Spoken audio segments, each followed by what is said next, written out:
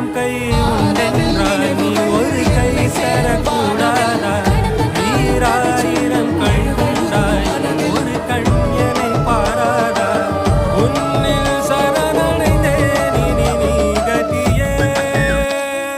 பார்த்தேனே உயிரின் வழியே யார் கண்ணும் காணா முகமே கல்